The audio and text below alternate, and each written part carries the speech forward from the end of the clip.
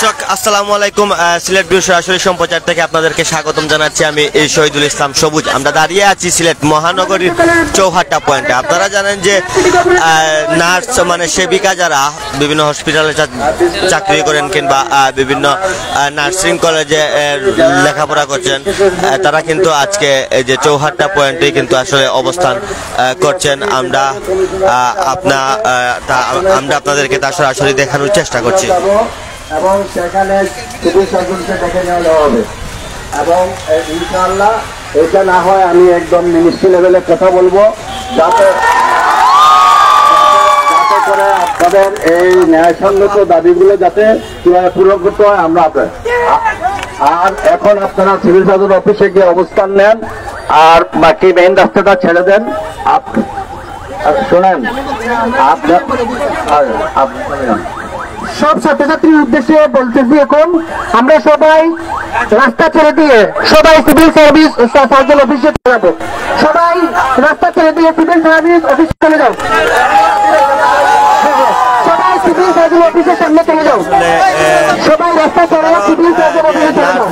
Nursing শিক্ষার্থী যারা আছেন, যারা বিভিন্ন নার্সিং কলেজে লেখাপড়া করছেন, তারা কিন্তু এখন আবার এই যে সিভিল সার্জন অফিসের দিকে যাচ্ছেন। অল্প কিছুক্ষণ আগেও কিন্তু সিলেটের সাবেক মেয়র আরিফুল হক চৌধুরী কিন্তু আসলে শিক্ষার্থীর যারা আন্দোলন করছেন, নার্স শিক্ষার্থী যারা আছেন তাদের সাথে কথা বলেছেন এবং তিনি তাদেরকে অনুরোধ করেছেন যে আসলে যান চলাচলে ব্যাঘাত ঘটছে, সে কারণে আসলে চৌহাট্টা পয়েন্টটি ছেড়ে তারা যেন অন্যথা কোথাও যান, এবং তিনি মিনিস্ট্রিতে কথা বলারও আশ্বাস দিয়েছেন। আমরা আপনাদেরকে তা সরাসরি দেখানোর চেষ্টা করছি। সিলেট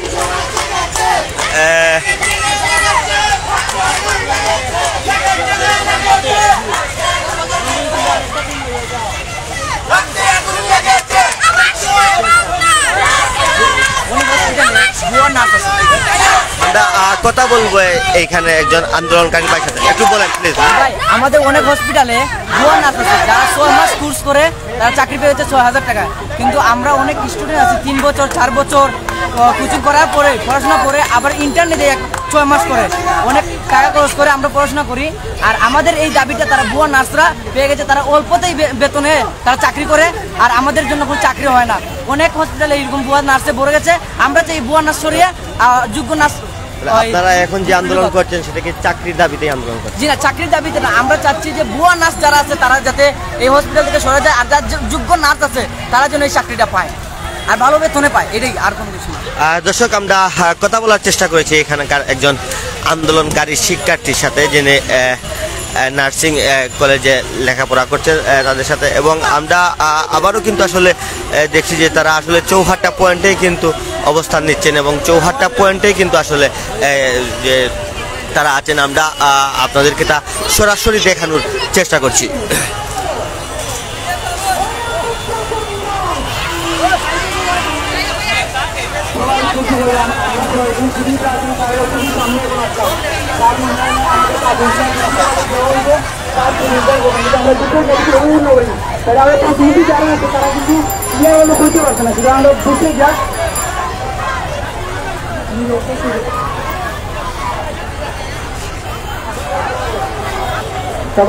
সবার দৃষ্টি আকর্ষণ করছি।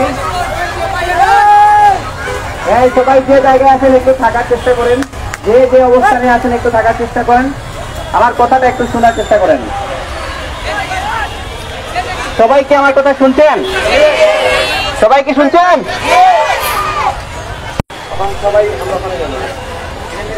দেখেন, আমি একটা কথা বলি, এখানে অলরেডি, ঠিক আছে, এটা তো সবাই জানেন নাকি?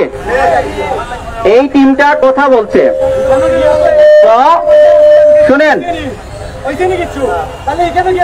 শুনেন, আমি আপনাদেরকে কথা বলি, আপনারা যেতে পারেন যদি এইটা কমিটমেন্ট রেখে যেতে পারেন যে এখানে সাইলেন্ট থাকবেন, কারণ মনে রাখবেন আপনাদের যে টিম এখানে গিয়েছে এইটা পুরো আপনাদের রিপ্রেজেন্টেটিভ, ওকে? সো এরা আপনাদেরকে আমাদেরকে রিপ্রেজেন্ট করছে।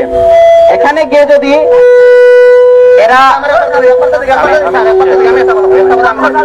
হ্যাঁ, আমি সবার উদ্দেশ্য বলছি, আমরা এখন সিভিল সার্জন অফিসে না যাই, আমরা যেখানে আছি ওখানে শান্তভাবে আমরা 2টা লাইন ছেড়ে দেই। এই যে গাড়িগুলো আমরা 2টা লাইন ক্লিন করি, আমরা 2টা লাইন আমরা বন্ধ রাখি, আমরা যেভাবে আসি ওভাবে যে জায়গাতে সেই জায়গাতে অবস্থান করি, আর 2টা লাইন আমরা ছেড়ে দেই, মানুষ যাতে চলাচল করতে পারে, আর 2টা লাইন বন্ধ করে রাখি। আমরা এখন সিভিল সার্জন অফিসে না যাই, আমরা যেখানে আসি অবস্থান করি, এই জায়গার মধ্যে তারা যে আমাদের নিয়ে আসতে পারে, তাহলে আমরা এখন পজিটিভ না আসতে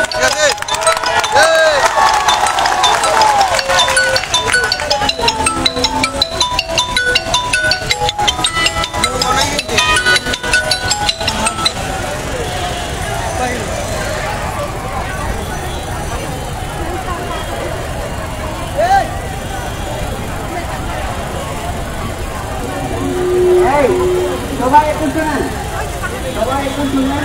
প্রতিনিধি আপনারা কথা দিচ্ছেন, প্রতিনিধি রেজাল্ট দেওয়ার আগ পর্যন্ত একটু তো ধৈর্য দেখতে হবে নাকি? সবাই ধৈর্য ধরে